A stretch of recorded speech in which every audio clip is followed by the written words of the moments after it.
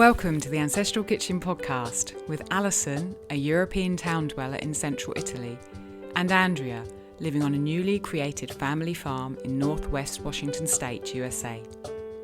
Pull up a chair at the table and join us as we talk about eating, cooking, and living with ancient ancestral food wisdom in a modern world kitchen.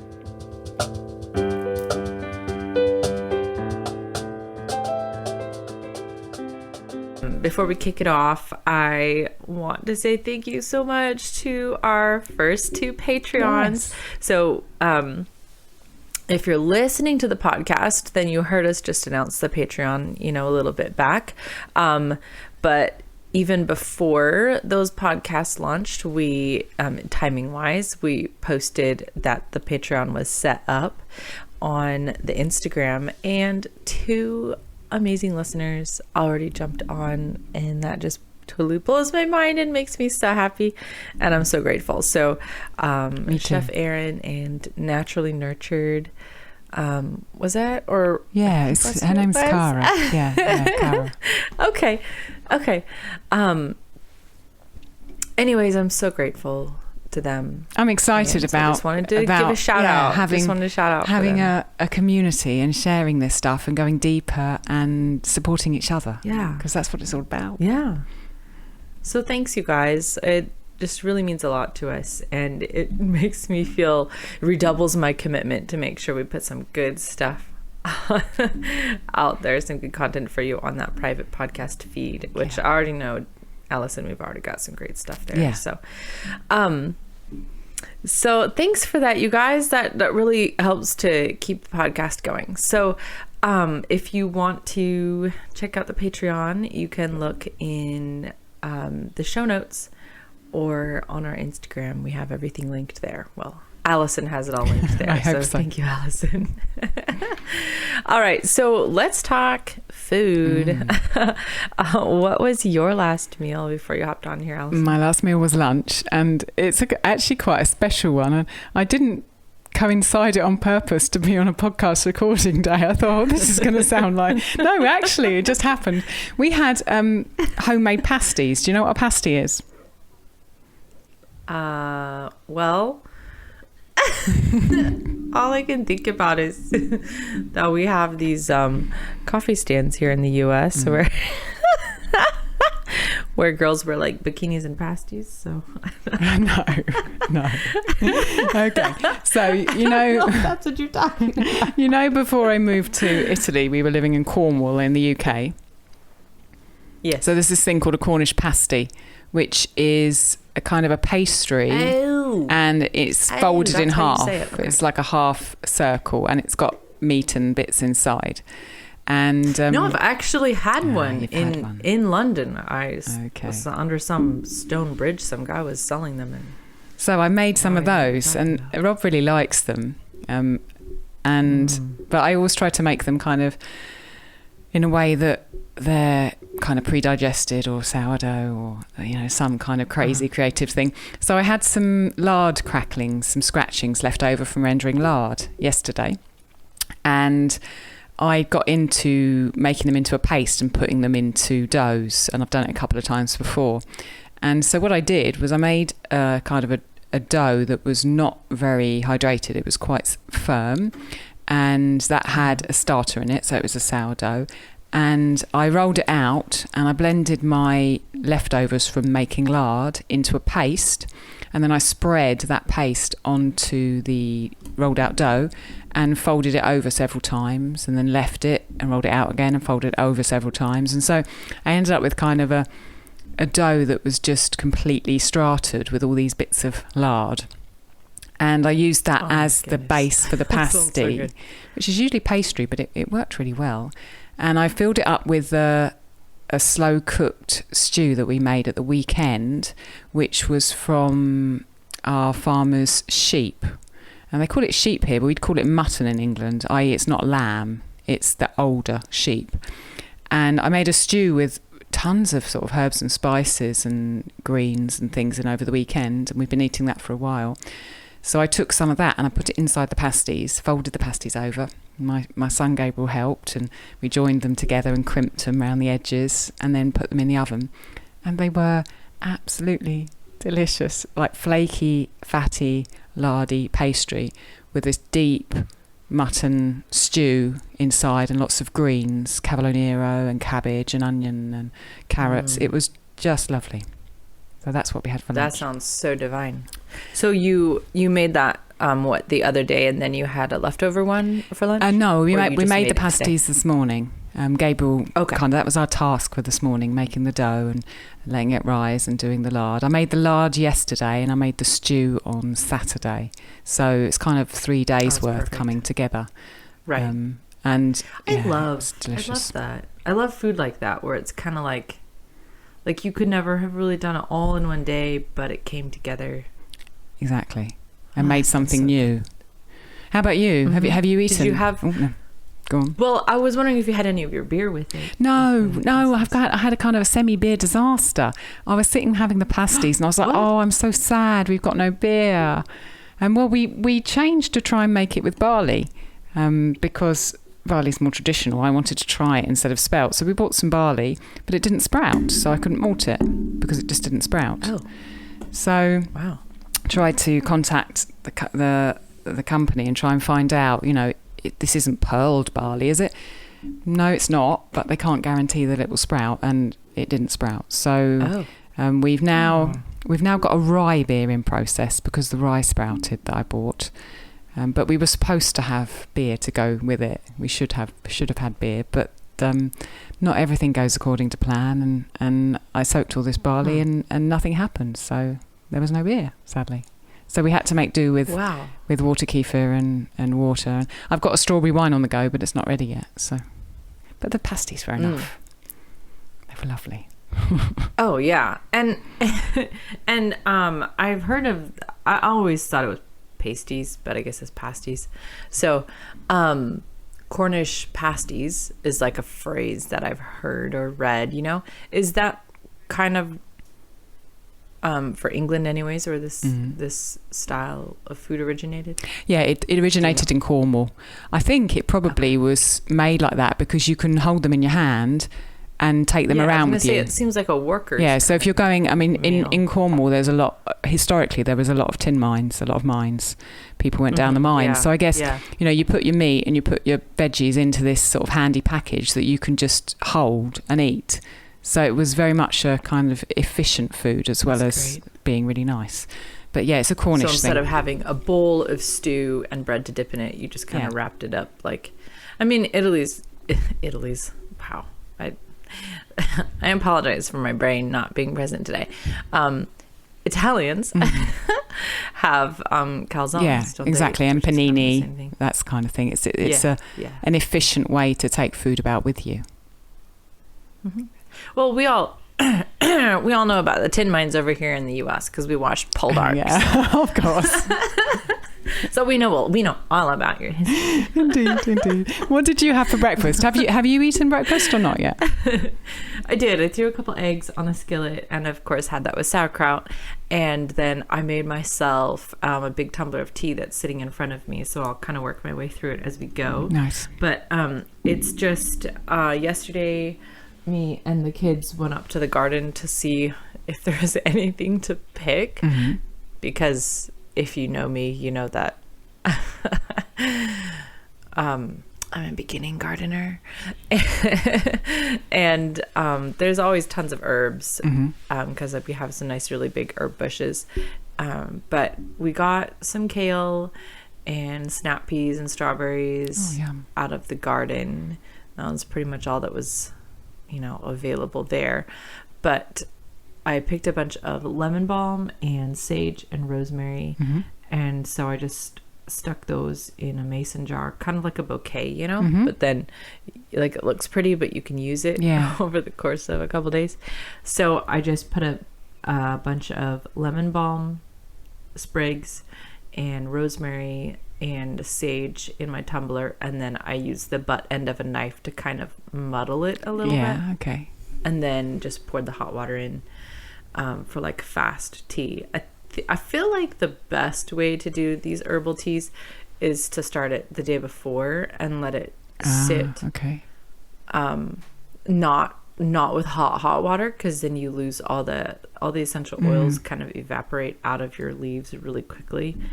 So I learned that from a foraging guide in Virginia. She always told us, when you make your herbal teas, you know, if you can, do them cold, you know, or room temp from the day before. But yeah, that makes sense. Anyway, it's delicious, so I'm not complaining. It sounds lovely. I think I'm growing some lemon balm.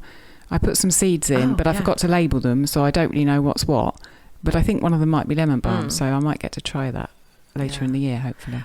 Honestly, lemon balm and tulsi or holy basil, probably my top two garden herbs for tea. I mean, I have tried buying them dried and making tea. I just don't like it. I really only like it fresh. Once you've started with fresh, I think it's hard to go back. I know. Anyway. We get spoiled. Tell us what we're talking about today. So let's jump onto this topic, because this is a good one, and I know we're going to have a lot to discuss. So we want to talk about tech use. And if you're listening and you're thinking that this was Ancestral Cooking Podcast, well, we definitely get a lot of questions along the lines of, how do you find the time? So I think that this is something we need to address, because this is a secret time stealer. I was thinking about it last night, Allison, and I was thinking tech and our time, and money and food all kind of can have the same sort of problem, where, like, I've been writing down what I'm eating so I can see, like, what are my actual meals and are they balanced, like proteins and carbs and stuff like that. And I'm realizing, to my shock, probably over half of what I eat is just like half my calories are probably made up between, like, okay, I'm cutting up cheese for all the kids. I eat a piece of cheese and then I put all their food on a plate, and then I, you know, get distracted and I don't eat my own lunch because, you know, I ate the piece of cheese, so my brain doesn't think I'm not hungry, right? So like half my calories come in through these little scraps. Or with money, you know, people can spend little bits of money here and there, and suddenly you're like, where did all the money go, you know? But just a little bit. And I feel like tech can steal from us also. It can just creep into our life in little tiny ways, little minutes here and there, standing in line or in the bathroom or whatever, and then our brains just get sucked away. So you said something, Alison, in one of our very first episodes. You said, casually said, well, when I gave away my iPhone, and I remember I said, wow, we need to do an episode all about that. And so I'm really grateful that you and Rob coordinated together to, I know it's a lot more effort to get you both on here because you've got the little guy, but I'm so glad you guys coordinated so we could talk about this. Right. So let's talk about how tech use relates to our kitchens and to our lives. And why don't you first, before we get into things, why don't you summarize the issue, what is going on, and why this thing that should be such a good in our life, why we're even talking about it in the sense of, you know, trouble. I think and issues. I think what you said, you know, kind of comparing it to money or eating food, that kind of thing, is a good comparison. And there's also the other side, that there are people who want us to be scrolling. There are people who want us to stay on because it equals money into their pockets. And so not only is it just like a temptation of just, you know, spending a bit of money here and there, but there's this drag factor that things have been put in place to make us stay on there. So we need to be super clear in order to help ourselves to maintain some sense of balance. I think that there are two sides from my perspective. Certainly there have been, to struggling with social media and struggling with technology. And the first one is the physical side. And through physical, I mean the screens and the EMF, the kind of frequencies that we get bombarded with. And that physical side is separate from the second side, which is the psychological side. And, if I say there's a physical side and there's a psychological side, at first sight, you might think, okay, well, they're completely unrelated. One of them's to do with what's happening to my body, and one of them's to do with what's happening with my mind. But I think as we carry on and as this discussion unfolds, we'll find that actually they're more closely related than we think, that those two are tied together in many ways. And so it's, without addressing one, it's difficult to deal with the other, and vice versa. Right. Mm-hmm. So I think you're right, and I really want to hear more about how you tie it together. So you started with giving away your iPhone, but I mean that there's got to be a lot that leads up to that. And just giving away your iPhone, I mean that doesn't eliminate screens from our life. No. So tell us what you've done so far, and could you tell a little bit? Well, tell it when it fits, but I don't know when you want to tell us why you did that, but I want to know why. Yeah, okay. Let me start by telling you what I've done, and then we can move on to the why, perhaps. So, yeah, you're right. I got rid of my iPhone in December 2018, and I did that during a period of a social media break, which ended up being 2.5 years long. And at the time that I started that social media break, I also had an iMac. And pretty soon after I gave away the iPhone, I sold my iMac as well. And so I've been without a smartphone, without a PC, without a Mac since that time. So that's 2.5 years. And obviously when you get rid of those things, they leave a big hole where they were. And it's not like I haven't replaced them, but I've replaced them in a very different way. So phone-wise, I have a 20-year-old phone, which was quite a shock when I first got it, because I remembered having a phone like that when I was in my 20s. It was like going back in time. The phone. I've seen the phone, you guys. She's not kidding. Yeah. And she's not exaggerating. And that phone is off 95% of my day, of my week. It goes on when I'm expecting a phone call. It goes on for me to check it every couple of days in the morning for 10 minutes. And then replacing the screen, the iMac or the computer, I use an e-reader. So by that I mean the devices that you see people having Kindle or Kobo books on, that are black and white with a screen that looks like paper. You see people with them.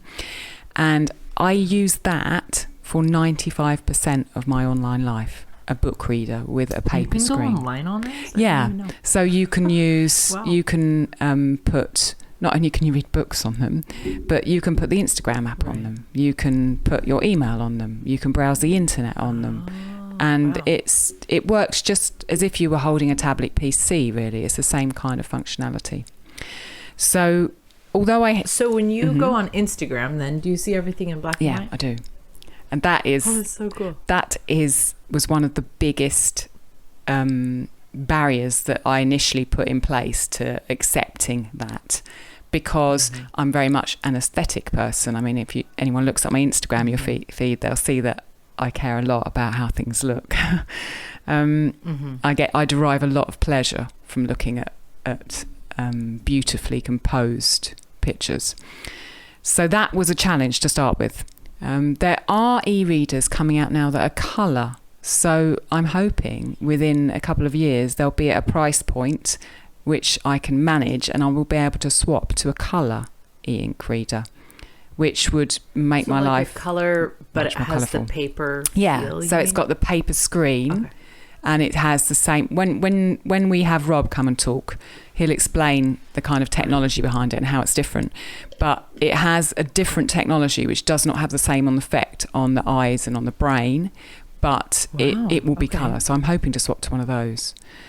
The rest of my kit really is my Canon camera that I use to take all my pictures. So I don't take any pictures on the device that I post from. I take my pictures on a really good camera. And it's been a joy to learn how to use it and to be able to use its wonderful lens to frame my pictures in a way that I find pleasing. In addition to that, we don't have any Wi-Fi in our house. That's been a recent change, but that means that physically that Wi-Fi is not going into my system. And all that happened most of it happened a while ago. I've been without an iPhone for 2.5 years, but I didn't go back on social media until March last year. And having had a 2.5 year break from it, I was a completely different person to what I was previously on it. Not only a different user, but actually probably more a different receiver of information on social media. And really, that not only extends to the physical, how I use the tech, but also how and why I choose to engage in social media. So that break had a huge impact on my life. Well, I want to know what you mean, a different, both a different user and a different receiver. Is there something that, something you can illustrate for me to, Yeah. So, grasp what you're saying? When I was using Instagram on my iPhone previously, I was I was sharing my art that I created using it. And I was posting 2 or 3 times a day using pictures from my phone. And then I was on it constantly. So I'd be cooking dinner in the kitchen with Gabriel at the table doing some colouring or something. And I'd be scrolling. I'd be just like, oh, look, I've got 5 minutes where I need to turn this liver over in the pan. Quick, get the phone, scroll down the feed, look at it. I'd be checking it literally 15, 20 times a day. And then in addition, I'd be following lots of people. And I have different criteria in what I follow now. And previously I was following a lot of people, and I didn't realise what letting that information into my life every day was doing to me, what effect that was having on my state of mind. And I consciously now choose who I follow in a very different way, because I know what effect opening a gate and allowing information to flow in to my day, my life, my moment has on me. And through being away from it for 2.5 years, I got that perspective quite clearly. And that's one of the things that's been important to me to change, going back on social media. I went to your Instagram yesterday, actually, to see how many people you were following. And I think it was like 60 or 70 or something like that. Yeah, I often do culls because I can see that I'm having too many people. Yeah. And maybe we'll touch on this later, but it's an important thing, I think, to think about with anyone who engages with social media, because really these things are for connection and for joy and for sharing. And if the things that you're seeing don't bring you that, if they make you feel negative emotions, which is what was happening to me, I was feeling frustration or anger or annoyance or just all these shoulds that I should have been doing something.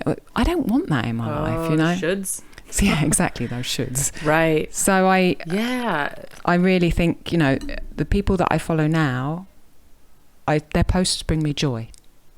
And that's a really good thing. Oh, I love that. I mean, the fact that we even have to say, just follow the people whose posts bring you joy kind of tells you what a handle, no pun intended, social media has on us. Yeah, I actually scrolled through my list the other day to see who all I'm following is almost entirely just people that I know in real life. But there's still like 600 people, which is a lot of... That's a lot of photos. A lot of input. Yeah, that's a lot of photos. I mean, some of them really never post at all. They just have it because they want to see what their friends are up to. Yeah. But okay, so could you share with us then... So why you did that? You got rid of your phone. You got this 20-year-old brick, a little bit about how you operate now. And so you did touch on it, but maybe a little bit more about the difference it has made in your life. Yeah, that's really big topics. So why is the first thing. And when I took my 2.5 year social media break, I was pushed into that. And I'd say fortunately I was pushed into that. I have a body that tends to break when I'm pushing too hard or when I'm pointing my life in the right direction. And it makes really clear to me that I need to make a change. And it's a double-edged sword because it's happened 5, 6, 7 times in my life that I've been doing something that deep down wasn't the right thing for me to do, and I either couldn't change or I wouldn't change or I didn't realise, and then something's happened to my body and it's forced me to stop. So that's what happened when I took that social media break. I'd been pushing too hard, I got injured, I could see what I was doing, and I knew I had to go inside and kind of figure out a new way to run my life, because it just wasn't working.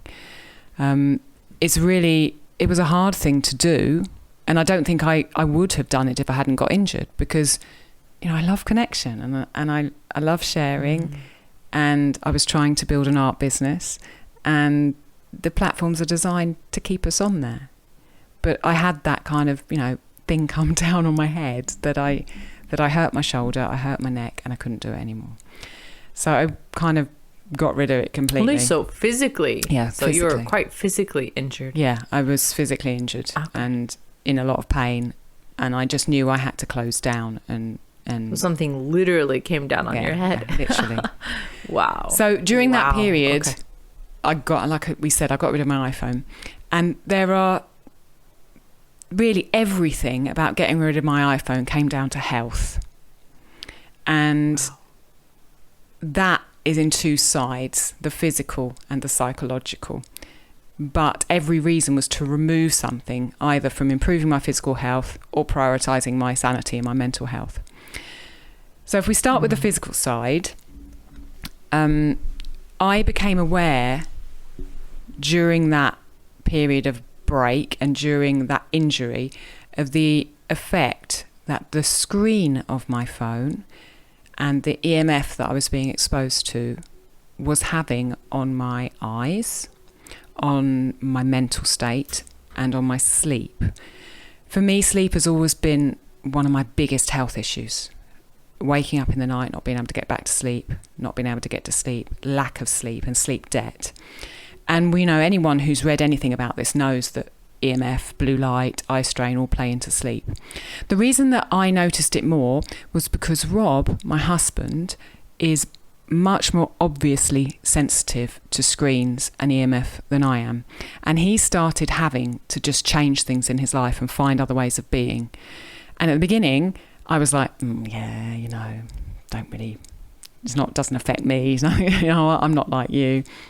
Right. But when I took these things out of my life, and when I tried his alternatives, it uncovered this incredible thing that had been happening to me the whole time, and I'd not realised. The analogy that I think I've mentioned to you before about it is, say you're allergic to something and you keep on eating it, you keep on eating it, you keep on eating it, and it's got kind of this undercurrent of things going wrong in your health or your skin or your digestion, and then you take it out of your life and you're like, it's like a breath of fresh air. And that's what happened because of what Rob was doing, because he had to, because he was much more sensitive than me. I got exposed to what he was doing, and I could see, my gosh, this is happening to me too. And that was the kind of impetus to moving me physically, to wanting me to not have the actual physical devices in my life. The science of it is mostly above my head. Rob can explain it so much better than me, and handily I have Rob sitting right next to me. So literally I'm going to just pop up and I'm going to get him to sit in my seat, and he's going to explain to you, and you can ask him about the physical side of it health-wise, okay? Perfect. Okay, I'm ready. Do a little dance.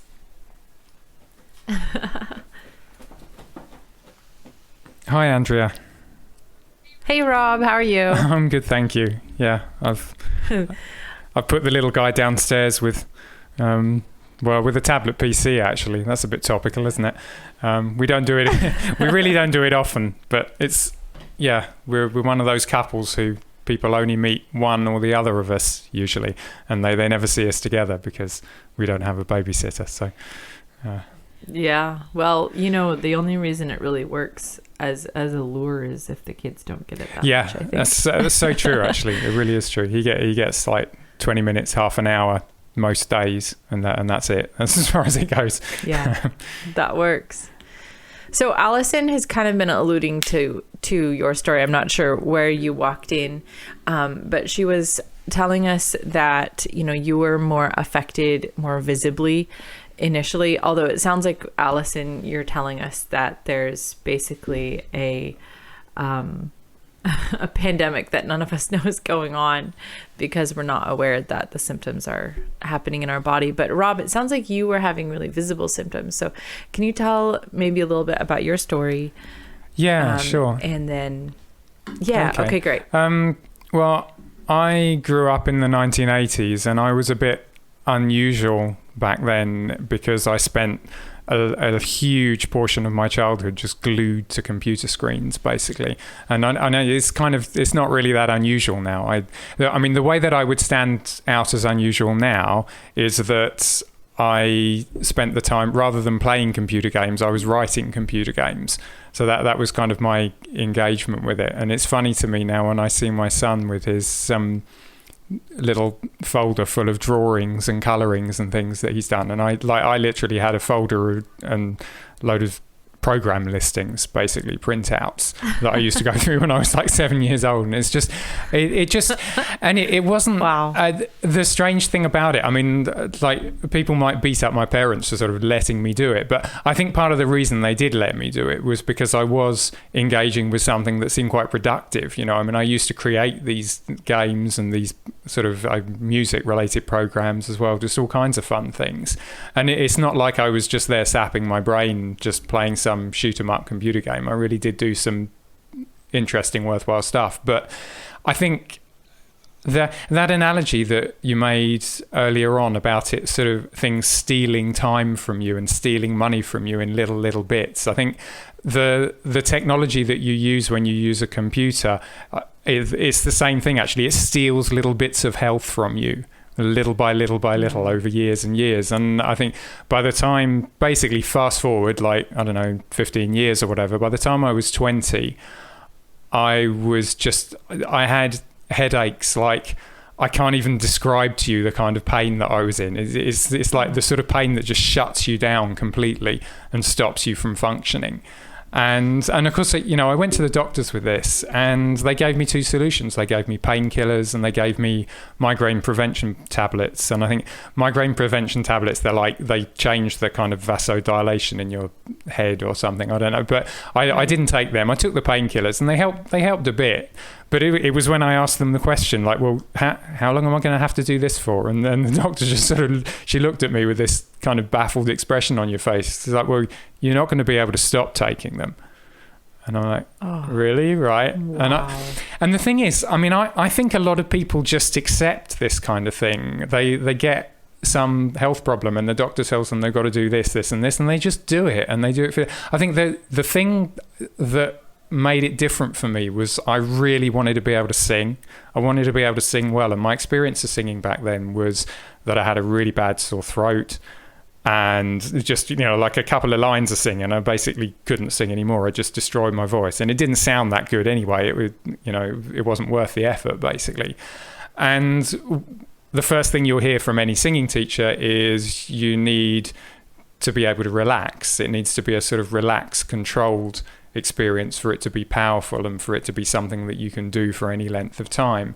And I just at that point started some yoga classes, and the teacher was really good in the sense that he managed to get me to experience some of that kind of relaxed, controlled, powerful movement in moving through some of the yoga postures. And I thought, I want more of this. If I could do this when I'm singing, it would be really, really great. But it seemed to me that I couldn't do that just through some kind of postural exercises or kind of practicing different breathing techniques. It seemed to me that if you learn a kind of a breathing technique to express yourself with, then your expression is always going to be confined within that breathing technique. So what I concluded at that point was that if I wanted to be pain-free and if I wanted to be able to sing well, the two things were the same solution. They were to sort out my health and figure out what the hell was going on and why a 20-year-old should have just cripplingly painful headaches all of the time. And it wasn't just headaches; just my body just hurt, like from top to bottom, basically. And I was very lucky. After university, my mother just took me in for a few years and kind of let me sort myself out, which God knows what would have happened otherwise. I've really no idea. But so yeah, I mean, from that, fast forwarding that forward many more years, when I met Alison, we moved here to Italy, and the first time, actually, before our son was born, we moved back again to England later. But the first time we moved here, it's quite difficult to earn a living in a foreign country when you don't speak the language very well, and you're just trying to kind of cope. And so the solution was to do something online, because of course when you can do things online, then it doesn't matter who you're surrounded with or how rubbish your Italian is. You can just, you can earn your money through a computer screen. So I started doing some coding, because I went to university and did computing, and I did all right at that. I earned some money out of it, but the problem was I was using these screens again. And I would say, I mean, now, certainly the pain side of my problems have gone. I still have echoes of the kind of health problems that I had back then. But what happens when I started using computers again is I had to find some kind of balance between the technology that I was using and the impact that it had on me.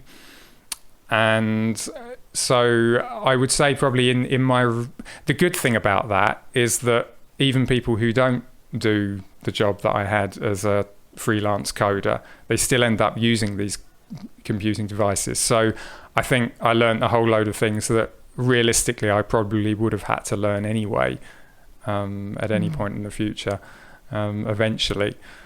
And so yeah, I mean, I reached the point now where, okay, I mostly feel better, and I'm a singing teacher now, so that, that side of it's all kind of sorted. I would say in my recovery, there were several big things, and there were a lot of little things, and I would say probably one of the little things was reducing EMF exposure, and one of the very big things was sorting out my relationship with computer screens. And probably, like, for some people, I guarantee you, like, I've met some people who I guarantee you it would be the other way around, like that they would need to sort out their problems with EMF before they worry about the computer screens. So it very much depends on what your individual sensitivities are, and also how much you're using these devices and what you're using for. So, whatever we come up with in the next 15 minutes with you questioning me, I think people have to keep their brains very much switched on to their own situation and how it applies to them, rather than just trying to follow whatever solution I feed them. Mm-hmm. That's it's terrifying hearing you say how young that was happening, especially when you pointed out that nowadays it would not be considered abnormal at all for a child to spend that much time on screens. Well, yeah, that does. I think about that, when I'm on a train looking at everybody else in the carriage all just glued to their phone screens, and some of them are like sort of half my age or a quarter of my age or whatever, and it's just like, what is happening to the world? It's like absolutely amazing.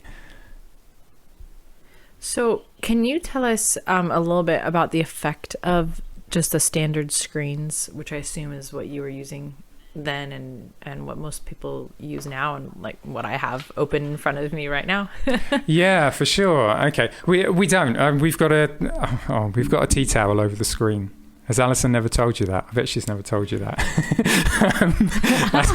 Yes, the only thing that can show like pictures and stuff, and works with things like Zoom.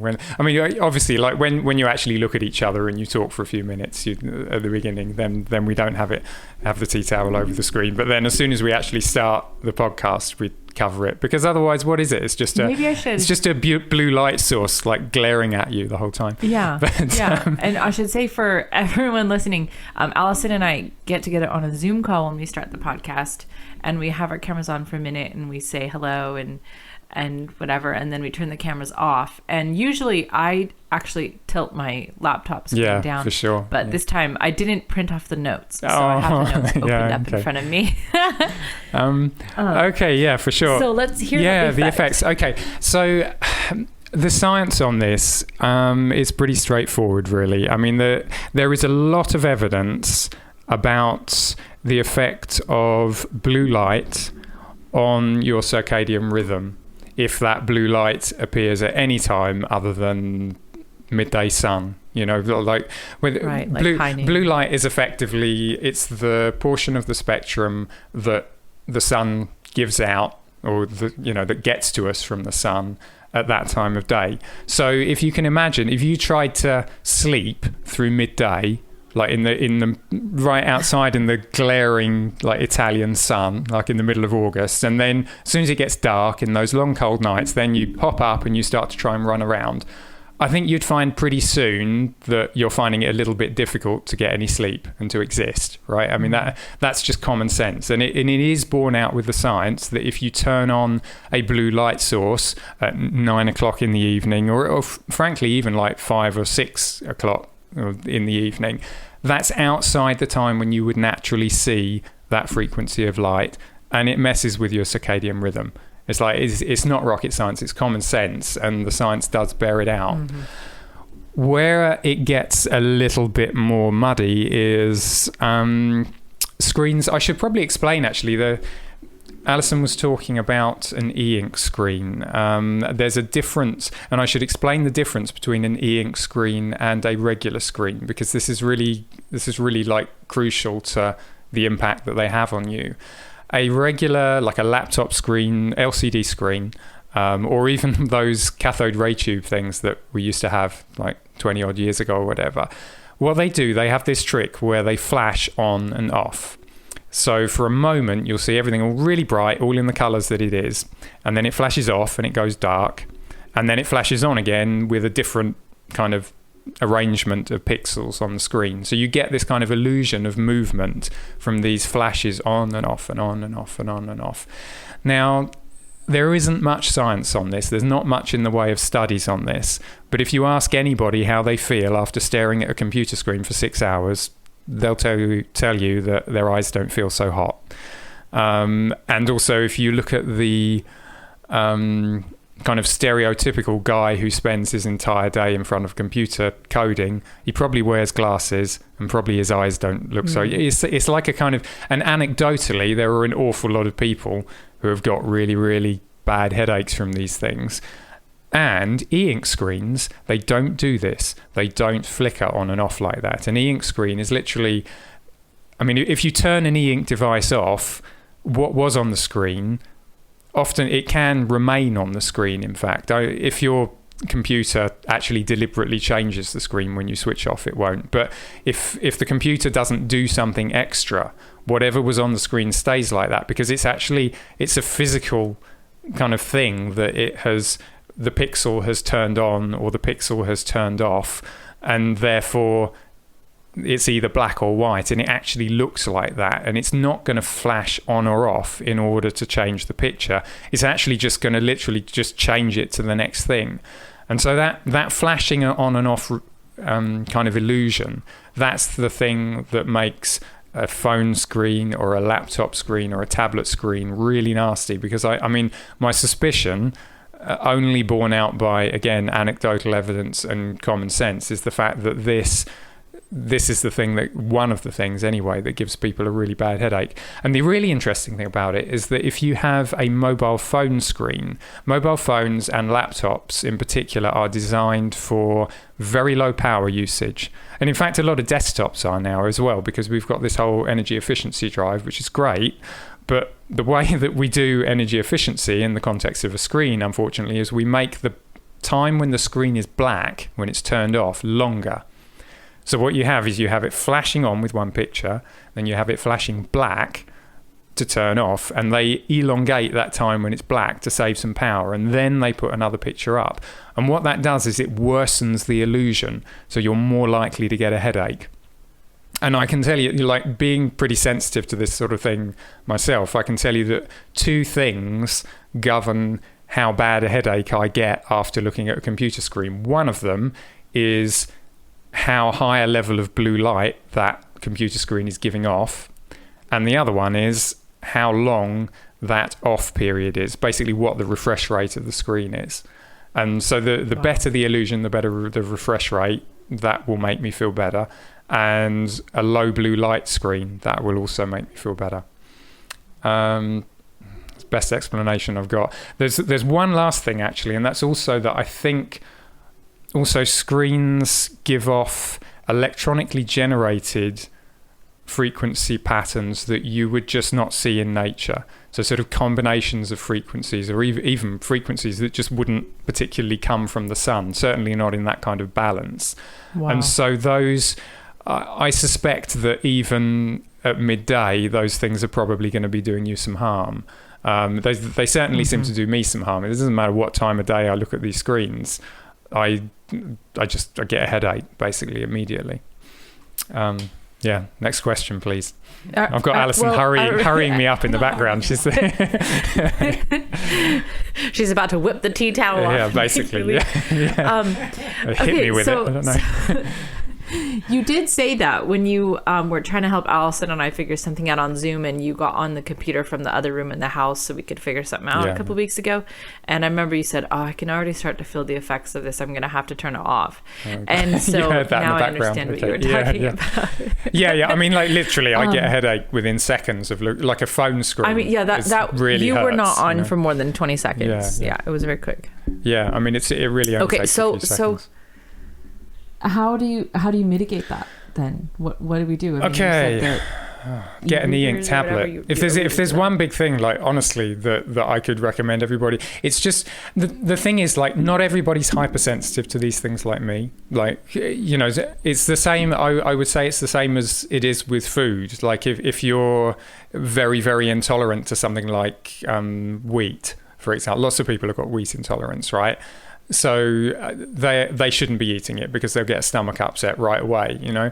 But for other people, it's like, well, maybe that's a better alternative than whatever other junk food happens to be on offer in the cafe that they find themselves in, you know. So because they're hungry, they might just go for whatever's there. But the same thing applies to screens, really. Some people might not be as sensitive, but I think the point is, if you're going to be using the thing for like 3, 4, 5, 6, 7 hours a day, eventually you will become sensitive because you've been using it for that amount of time. So probably if you're being sensible, you should probably look at the example of all the canaries like me who have really screwed themselves up and go, okay, like how can I do something to do something about this? And I think, I mean, e-ink tablets are just absolutely amazing. There's probably we should put a list of the brands that we've tried buying in the past in the show notes or something. I mean, there's what is it? There's a Books Onyx Books, something like that, and I think they're the best ones that we've had. And essentially, what it is it's an ebook reader, but it uses Android, like a phone or a tablet, to run it. So effectively, you've got a web browser, you've got an email package. You just got basically the things that you would use on a daily basis. The more functions, you can use Instagram on it. I mean, like Alison says, but you're only going to see it in black and white. Like she said, there are color ones as well, but they're very expensive. The more functions of your daily life that you can replace with one of them, the better. At the same time, you can also buy screens that are color, but they're a bit easier on you. So they may have a higher refresh rate, they may have a lower amount of blue light that they're generating, they may be clever about the frequencies that they're giving off. And we've bought a couple of tablet PCs that have really, really been quite good on that level. With the phone, I have yet to find a phone that is anything other than absolutely vicious. Really, I mean, if you can replace what you're doing with a phone, partly with a tablet PC and partly with a 20-year-old phone, which, by the way, won't cost you very much, which is really nice. And also, as Alison said, like the psychological factors that you will be changing when you move to a very old phone are not insubstantial as well. So there's other reasons for doing that if you can possibly swing it. You know, and you can turn on a tablet PC and it will do all almost all the apps that run on your smartphone. They'll run on a tablet PC. But the point is, with a tablet PC, you can have a slightly kinder screen, and you're also not going to be using it for a phone. Like, why should you use it for a phone when you could just have a phone, you know? When you could, yeah. I mean, if you ask the question any other century, yes, that's very true. Compute. Yeah, last one certainly not. There is actually I should mention there's a piece of software called Iris, which changes the level of blue light that comes out of your screen and possibly the refresh rate as well if it can, and that makes it feel better when you're looking at a color screen. That's another thing for the show notes, but there are various little things you can do to make life easier, basically. So if we could then to kind of summarize what you're saying, if there's functions we have to do, so for instance, I have a page on HipCamp, I have to maintain it, answer messages, schedule campers, things like that. If I can move a project like that to the e-reader, where I can still complete the project, but I'm not going to fatigue myself, that's a good thing. Yeah, I mean, you will be looking at a piece of paper. That's what it feels like, rather than... Right, okay. You know. And then the things like making a phone call, just use the regular phone for that. And then emails. Things I have to do on an Who needs a actual color computer. screen for emails? I mean, like, really. And these e-ink tablets, you can plug a Bluetooth keyboard into them. We'll talk about Bluetooth in a minute, but yeah, you can plug a keyboard into them. Sounds great. So you can type like properly. You don't have to use one of those horrible phone keyboards to type as well. So, right. And then I can use Iris if there's something that just really has to be done on the computer, just to try to mitigate the effects. Yeah. Okay. Yeah. Okay, so that's all in the context of screens. Okay, let's hit on the Wi-Fi real quick. What does this do to us? Or do we even want to know? Well, yeah, the thing about Wi-Fi is that there's not much in the way of science that's going to tell you anything useful. I mean, there is. There's a lot of people out there saying, oh, you know, it's proven it's going to cause cancer, or it's going to do this, or it's going to do that. I've read a lot on this subject, and if I have to be honest about it, I don't see any like conclusive evidence that 5G caused corona, or that Wi-Fi causes cancer, or whatever like that. But what I can say is that there's an enormous amount of anecdotal evidence of people really exhibiting similar sorts of symptoms to the ones I exhibit in front of screens, but they're exhibiting them when they walk past a cell tower, or they sit next to a Wi-Fi router or whatever. And I mean, pretty certain that in my own case, one of my computing solutions a few years ago involved me sitting next to a Wi-Fi router. Like I was out. I was out on the road, sort of, you know, working in cafes and what have you, and I'd have a Wi-Fi router, and then I'd have an e-ink tablet PC communicating with the internet through that Wi-Fi. And of course, being a foot away from the damn thing for 4 or 5 hours a day, eventually I had some pretty serious brain fog come the afternoon when I finished working.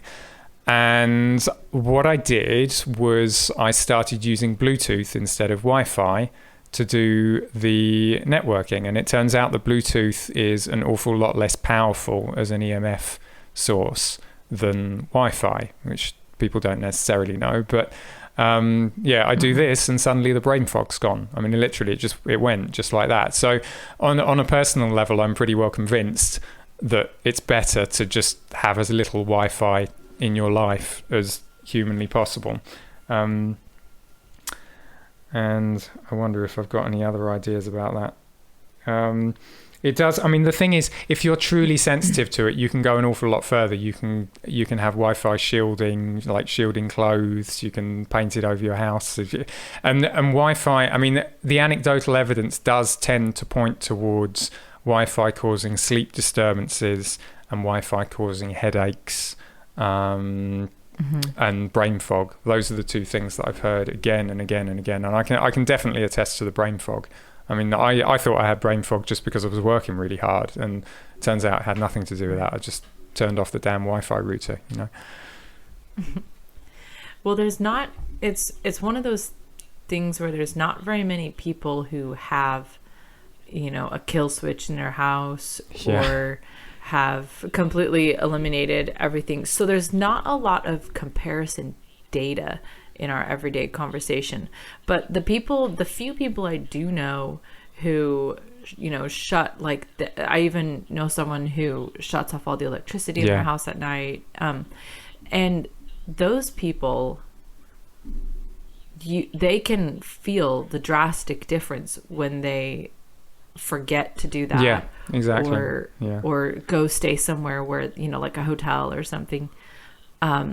But most of us in our everyday life, we don't have anything to compare it to. And I think coming back to the food comparison is another great thing again, because we all say, oh, you know, I remember even before I started eating, you know, quote unquote healthy food, then I would say, oh, well, I don't, you know, I see those people who eat healthy and then they eat one piece of junk food and they're like laid out. I don't want to be like that, you know. And now I know, like, I just felt bad all the time. I just wasn't really that aware of it because I had nothing to compare it to. Yeah, that's it. Did you want to say anything about mitigating the effect of Wi-Fi? I mean, you did allude to the fabric and the paint and things like that. I mean, I think the simple things people can do, I mean, your Wi-Fi router, just move the damn thing further away. I mean, just really, like, put it in the other room, like, and until the point at which it's going so slowly that it's useless. Just keep it as far away from you as you possibly can. Turn it off when you're not using it. You know, people leave their Wi-Fi routers on like permanently, but really put it on a timer switch. Just do not have it on, especially near you at night time. It's worth bothering to not have that banging away at you constantly. And it's this thing of, well, okay, you may not be that sensitive to it now, but I guarantee you, if you have it like flowing through your body day in, day out, like for years and years and years, it's not going to be doing good things for you. It really isn't. And it's just, there aren't any sort of double-blind controlled studies on this, but you know, who's going to pay for them? You know, like really, it's not going to be the phone companies. So other things you can do. What you can do, one thing that's worth mentioning actually, there are ironically phone apps that allow you to test the level of Wi-Fi in your vicinity, and so you could set that thing on, and then you could move your Wi-Fi router and see what difference it makes, and you could get some shielding material and put it over your Wi-Fi router if you live in a small flat and see what difference that makes. There are some settings on some routers that allow you to use Bluetooth instead of Wi-Fi. Bluetooth is far lower power, and so very much worth trying to do that. I didn't know that. I didn't know that. There you go. That's the short version. I think I should probably hand you back to Alison now. Okay. Really nice to talk to you, Andrea. Oh, nice talk to you too, Rob. Bye for now. Bye. Hello.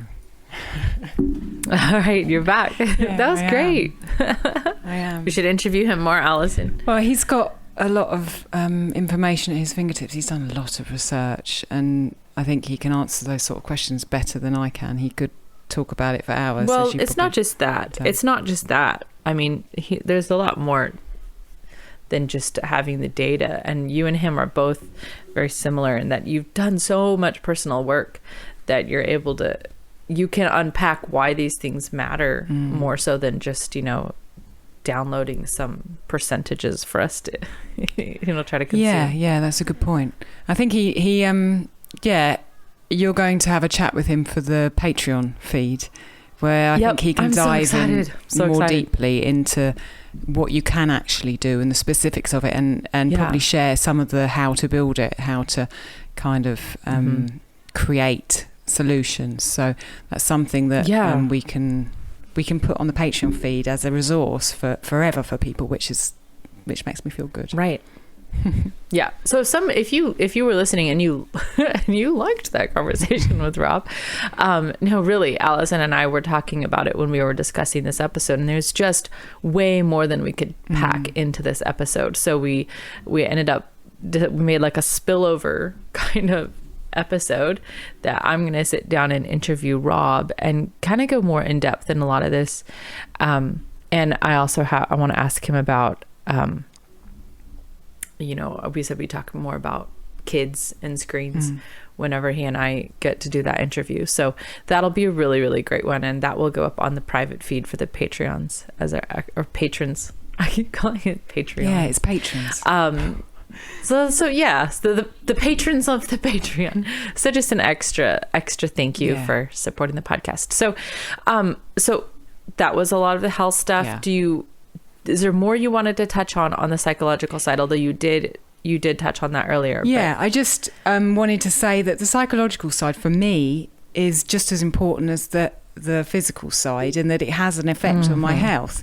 And I think that, the conversations that I've had with other people about this have focused mainly on the psychological side, because that's the bit that they can see that is happening. They haven't had a Rob in their life, so they don't know so much about the physical necessarily. Right. But really, I don't think I've met anyone, or maybe they just haven't told me, that is really at peace with what they're doing with the technology in their life and what they're doing on social media. No, I have sites. not. And so I think that it's important for me to share that side of it as well as the kind of the physical side with you. Maybe I could tell you kind of how I work now, just touch briefly on the physical, and then I could talk about the kind of psychological, how I work now, and we can feed it around there. Does that work? Yeah? Yep, I like that. So physically, that I've got an old phone. It's off 95% of the time, and I just use it for making phone calls, receiving phone calls, and a bit of texting. I've got my e-ink reader. I can email on that. I can Instagram on that. I can use Facebook Messenger. I can create documents on it. I can listen to podcasts. I can internet browse. I can edit some of my photos that I get from my Canon camera, and I've got no Wi-Fi. Personally, and kind of for my psychological health, the first thing that the first thing that I do, and that I would say to everyone should do, is I don't have any notifications at all on any of my devices. So it sometimes takes some time to go in and find the setting where you can say, please don't send me any notifications. And sometimes you need to do it in 4 or 5 different places because they get you from all different angles. But literally, I have no Instagram notifications. I have no notifications for any of my apps. I have no banking notifications. I have no any notifications. And so I know now, if I put on a new app and I don't know how to turn the notifications off, or I forget and I get a notification, I watch it happen and I'm doing something and the notification pings up and suddenly I'm like, what was I doing? What's that all about? And I see that must have been doing that to me all the time. So that's the first thing. Yeah. And Alison, I will say that I'm not as achieved as you and Rob in this regard at all, but that is one of the first things I did a couple years ago when I just started realizing how insidious this was, and I started waking up to, like you said, they're kind of designed to keep you on there because the more swipes and clicks all adds up to money, right? Yeah. So I put my phone on Do Not Disturb when we were actually at a Young Living convention a couple years ago, and I've never turned it off of that. Right. It's just permanently Do Not Disturb. And then you're right, I still had to go into the apps, even though it wasn't dinging me and saying bing, you have a notification. It's still, if I looked, you can find the push notifications on a phone. Then I would see that it said, Alison said, why don't you? And I'd be like, what? Why don't you what? What did Alison say? So then I would click it, right? So so I have turned, I had to go in manually to every one of those and turn those off. And I will say that it's definitely a huge leap in the right direction. I agree. I mean, if anyone is listening who has any problems with social media and feels conflicted about it, just turn those notifications off. It will change your life just doing that. You're not off of social media yet. If you do it for work or something, you're still, like, for me, it's mostly for work. So you're still there and you can still get on and do things in your time. But you're not just being dragged, like you said, in and out of little snippets of life constantly. Yeah, that's exactly being dragged in and out. Carry on. Sorry, I just wanted to say, like, that's a baby step, but a good one.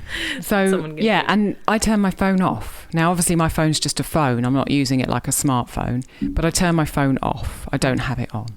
I don't want to just be be beholden to something to run my life for me. I want to run my life myself. So I turn my devices off.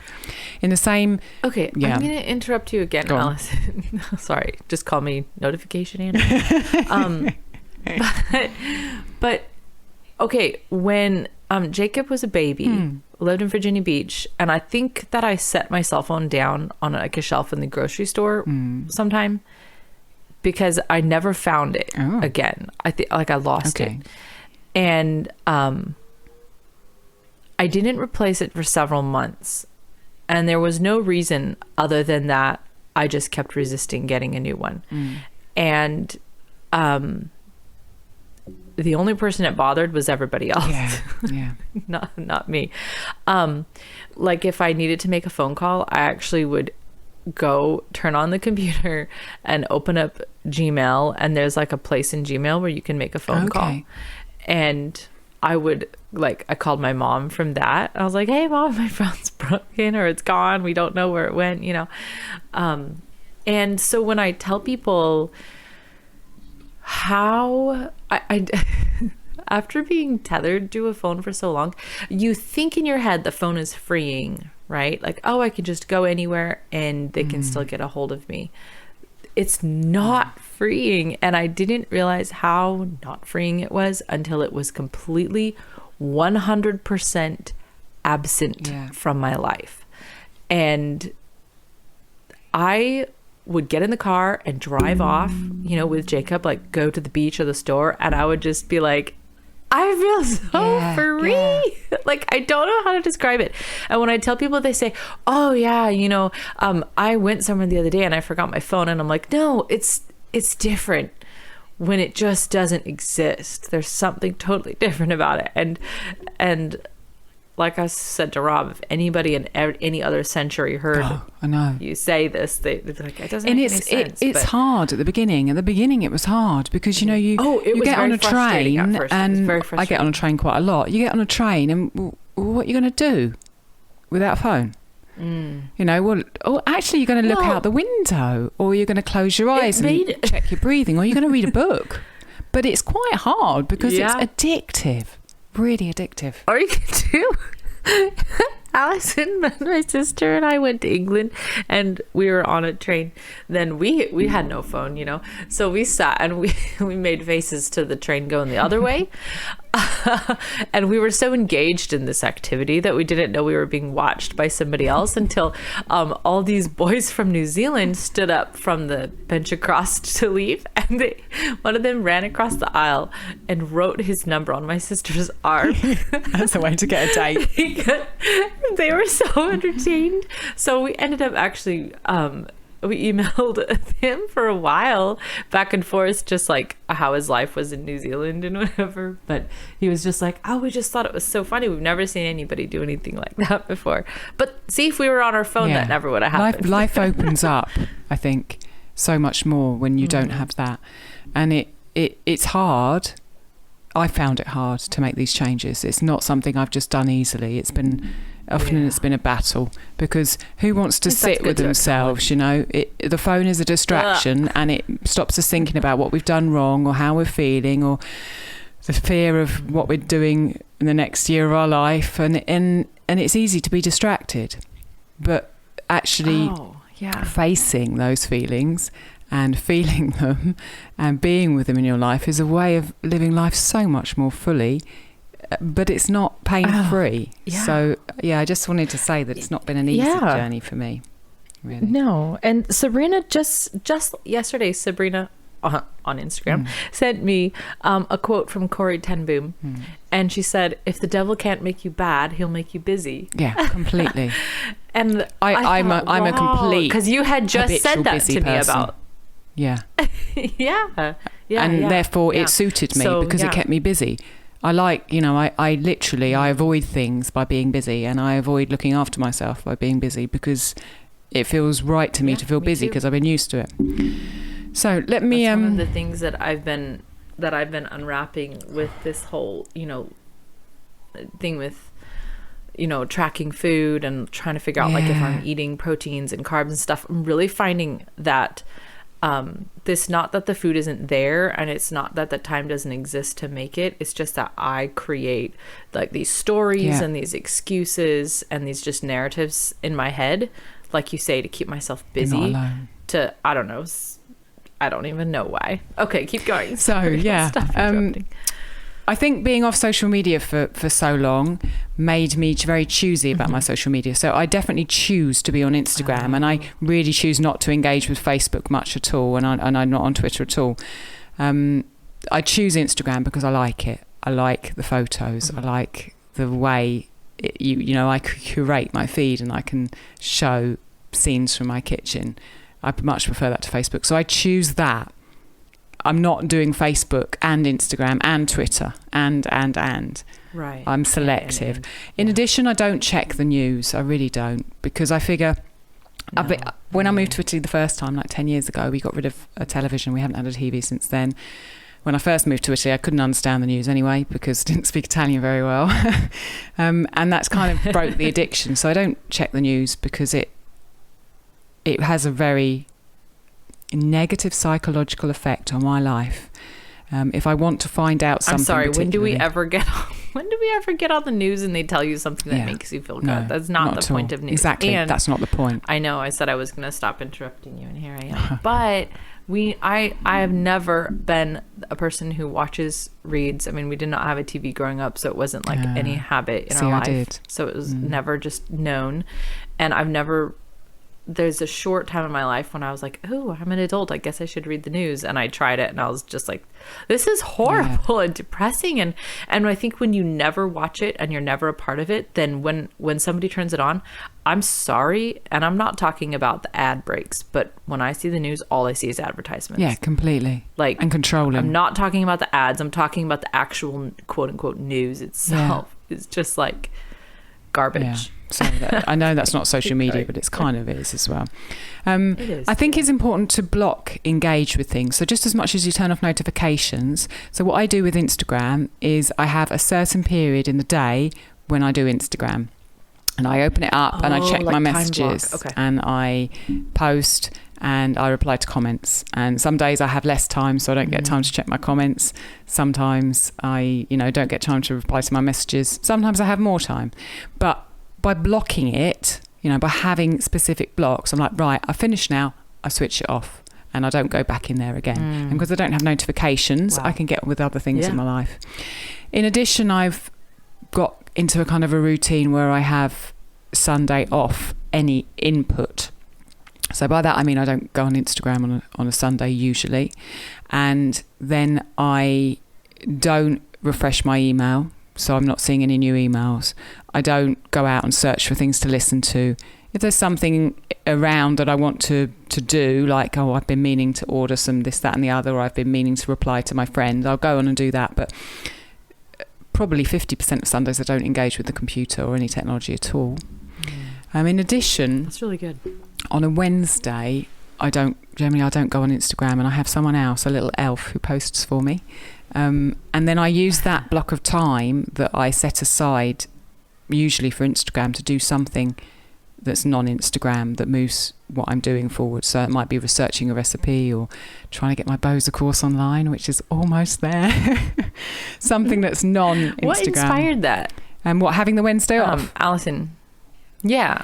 Because I remember you said that to me from the very beginning when we would message back and forth, and you would say, remember, I won't reply to this tomorrow because, my elf is going to post for me. So what motivated that? It was just that I could feel that having 6 days a week going on Instagram was not good for my psyche. I could feel that it was too much input and too much. I needed to step away and have a day where Instagram didn't exist in my world. And you only knew that because you were paying, so you were becoming more and more aware. Like 10 years ago, maybe that wouldn't have at all alerted you. But I could feel that it was encroaching too much, and I was forgetting what it was like to have a non-Instagram week.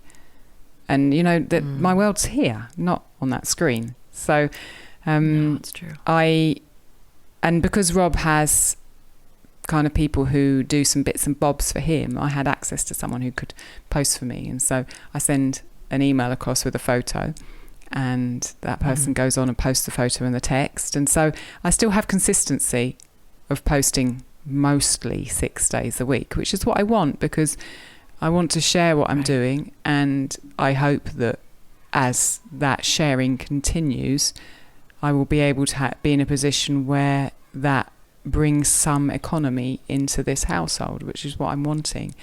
And I have tons of photos that I take with my camera, and so I love to share them. And so I just let someone else do that, and it costs me, literally a couple of dollars. But it means I get 2 full days off Instagram a week. And then I extend that to when I am in my moon time, when I'm bleeding in my menstrual cycle, I try to take 3 full days off any input. So I don't check my email. If there's something that I'm expecting or that's perhaps might come in, I get Rob to refresh my email, and he checks it and says, no, it's not there. I don't check my email. I don't listen to any podcasts during that time. I even try not to read books, but I don't use Instagram, and I don't use any other form of technology.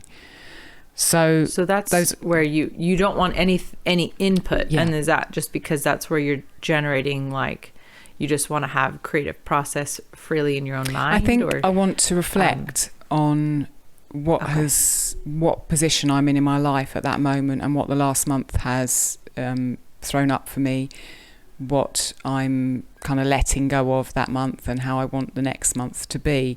And just, you can't do that when you're taking in, even if it's nice stuff, you just can't do it, because you can't have that same internal focus. Right. And no, it's totally it's a true. really nutritive time for me. It feeds me. It's not easy, because I keep thinking, I should be doing this, I should be doing that. But once I do it, I feel, once I engage with my real world and my internal world, and I'm out in the garden, or I'm with Gabriel, or I'm just resting with a cup of tea, I feel the strength of that, and that encourages me to carry on doing it next month. I love it. So also the other, and I wanted to hear about the following. And yeah. So we talked a bit about that earlier on. Yeah, but this has been a really hard one for me, and continues to be a hard one. It's something that I consciously have to engage with at least once a week, because I've always had this idea of, well, I should be following this person because they're doing this sort of stuff, or I should be following them because they're following me. And that's a nice thing to do. Yeah. Or I've got to follow this person and this person and this person, because I love what I'm doing, and I want to share it and reach more people. And how am I going to do that if I don't follow them? But I have to check that every single time, because I know that if I follow someone and I scroll down and I see those photos and they make me feel small, or they make me feel like I'm not good enough, or they make me compare in a negative way, or they make me feel annoyed, that's going to really affect my mental state. And what I go on Instagram for is to connect, to share, but also to see, to bring me joy, to see beauty. And so unless the things that are in my feed, the things that I'm letting into my life, have got to be really, really worth it. They've got to bring me something really good. And so that means being extremely ruthless. And it hurts every time. I should be following them back. But it kind of hurts me. And I want people to like me, and all that kind of thing that I think women are so much more, has been trained into women so much more than it has men, although I think it's probably going to build for men. A lot of cultures, I'd say, but I have to trust that what I'm doing with Ancestral Kitchen will grow through me doing things that bring me joy, not through things that I think I should be doing. And if it doesn't grow in the same way as it does, then I'm going to be a better person anyway for not following these people who leave me feeling bad after having seen their photos. It's been an incredibly hard thing for me to do, but to trust myself and to trust that what I do with joy is the things that are going to bring me what I want, not having to do something or not pushing for something. And going inside and feeling in my body what it means to me.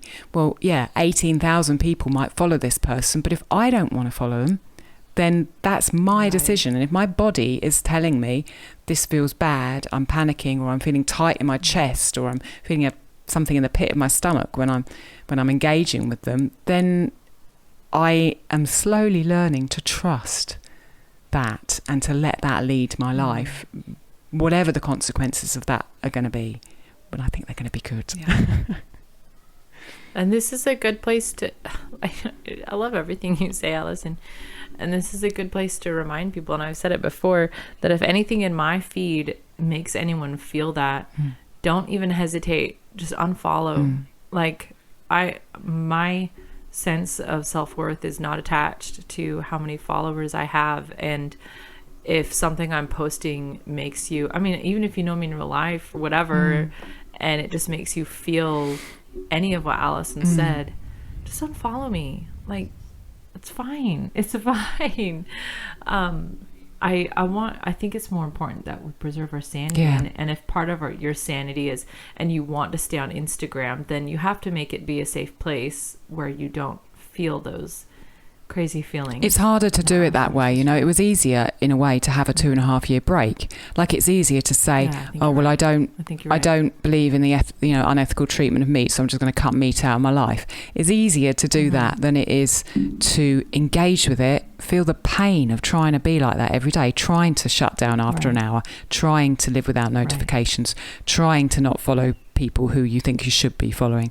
That is harder. Like just having the phone gone like that was so much easier. It took no moderation, took no strategies, took no rules, took no skills, no special apps, But we learn, and that's the thing. When you face the things that are hard to do, like turning a feed off after an hour of doing Instagram connections, or of trying to spend a day without it, or of trying to turn notifications off. When you actually engage with these things that you find hard, that's where the growth is. That's where real change happens in your life. And therefore your life, you develop and you become deeper. And that's what's happening. That's what's happened to me, disengaging like this and changing like this. I've deepened my experience of myself. I've struggled through a lot of it, but when I look back now, I'm a completely different person regarding technology and social media than I was 3 years ago, 4 years ago. And my life's got better, my sanity's got better, my relationships got better, everything. Exactly. It's all the same. If you engage with it and work with it, even though it's difficult, it brings so much with it. A friend that I know who was losing, I don't know, we'll say, over 100 pounds of weight.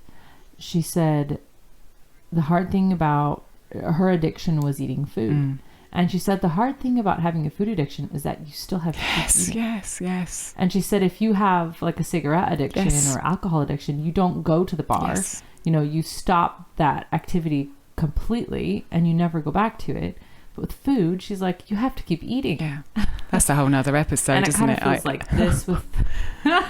Because you do. I mean, I've been through giving up smoking, and I've been through losing half my body weight.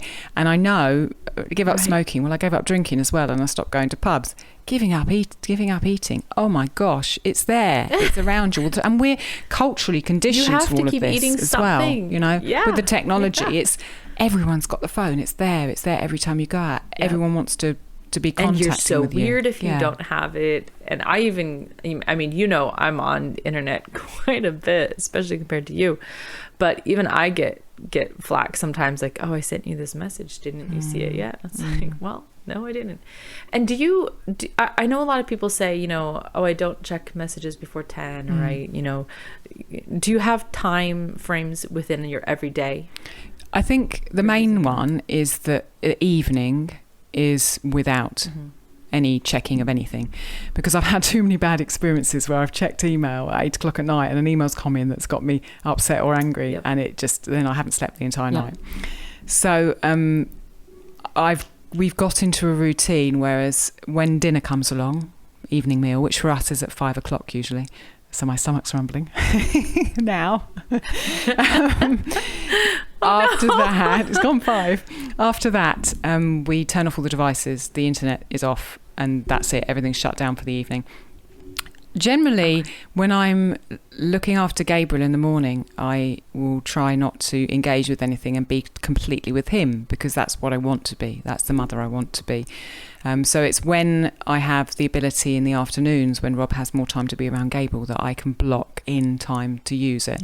But I'd say the evening routine is the most important, and it's something that I love now, because we read together as a family, we play games. Get back those evenings. We have evenings together that involve coming in internally and being with each other, and that's so much more joyful. So that's the important thing about time wise, I think. I know we're blowing the time budget on this. I'm not looking at the clock anymore. I have so many questions, but I like it when you talk about these things, your experience of life now, Alison, because I think there's very few of us that engage in social media or use our computers that don't get now bombarded with the messages about, to some degree, Wi-Fi is bad for you, or screens are bad for you, or blue light blocking glasses and all the things. But what inspires me is not just if you tell me 20% of people who use a computer, whatever. It's when you say, "Oh, we have our evenings back and play games." And I know how much you read. I just saw that you uploaded another chapter of the book. I should put the link to that in the show notes. Yeah. But to the, just the audiobook podcast that we have, and I know you sit and you read with your family, and those are the kind of things that just bring the reason and the flavor and just the living vitality back to why we would get off the screens. Not just that Instagram's making women feel less than and people are getting cyberbullied, but also when they are not there in your life, look at what you're doing. Yeah. and look at how I'm feeling now. Rob says as time's gone on and these changes have happened, you're so much more wonderful person to be around. And I feel that my relationship with myself has deepened. My self-trust has deepened, which I think a lot of us struggle with, that ability to have self-trust. It's literally ripped away from you every time you get on a computer. The way that you regain self-trust is by doing things and putting your self-trust out on a limb and learning that you can be trusted. So sometimes you're going to fail and you're going to be sucked back in, but not all the time. And it's the having those evenings back and having me much more grounded, literally feeling rooted in myself and having so much more clarity and self-trust and kind of feeling of where I'm heading is priceless compared to that distraction and that information buzzing around me all the time. Right. So yeah.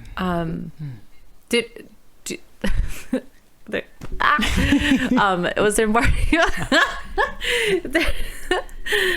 When's your book coming out, Alice? Oh, Lord. I'd have to block off, I'd have to have an elf posting for me 5 days a week to write a book, and I don't want him because I like talking to people on Instagram. So the difference you've made in your life, you said it in your sleep. It's improved. Was jarred. So it's better. And I feel like you and Rob, you say that you have the issue with sugar now because you binged so hard before. That's your theory. And Rob feels like he has the issue with screens now, possibly because he binged so hard as a youth. And those are horrible things to have happen to you guys. But at the same time, you've created such beauty out of those by using them to improve your life rather than saying, "Oh, look how bad this is. Now look how we suffer." You've said, "Oh, look, our life has pointed us in the direction of true vitality," which I think is really beautiful. Yeah, thank you. That's kind of a nice way to round it up, I think. I just say to people, if you want to make some changes around social media and tech, turn off those notifications first. If you want to listen to the conversation with Rob to understand a bit more about ebook readers, then sign up for the Patreon. You can listen in on that. And that unfollowing people who don't bring you joy is really important. And also blocking your time. Those things will really will have a huge difference. And once you've done them for 3, 4, 5 months and you're solid in them, then you'll see what they open up, and you'll see the joy and the other things that were not going on, which will come and enrich your life. That's wonderful. I love it, Alison. Those are things we can start with. Everybody can start with, today. I mean, before the podcast is over, they're probably already in there unfollowing me and turning off notifications. Is there anyone out there anymore? Oh, what a great podcast, Alison. Thank you so much. And to you and Rob both. It's been a long one. I hope it's been useful. Really, the years of effort that went into this. Yeah.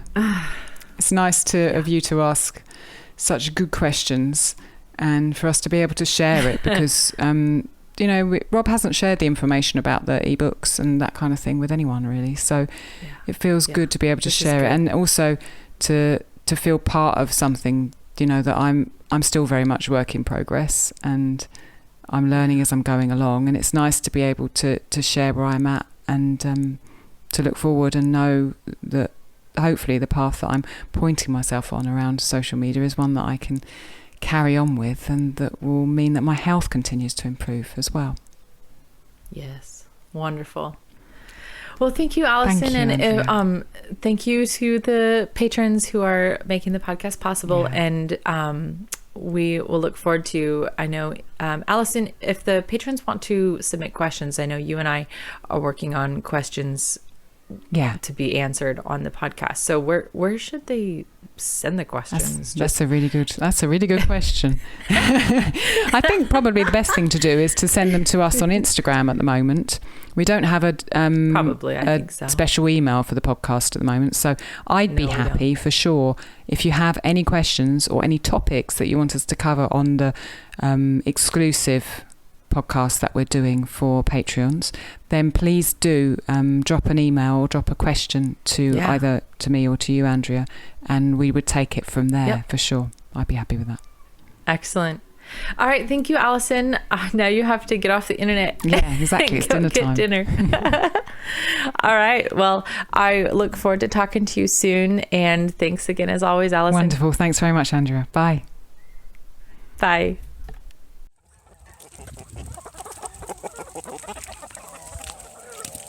Thank you so much for listening. We'd love to continue the conversation. Come find us on Instagram.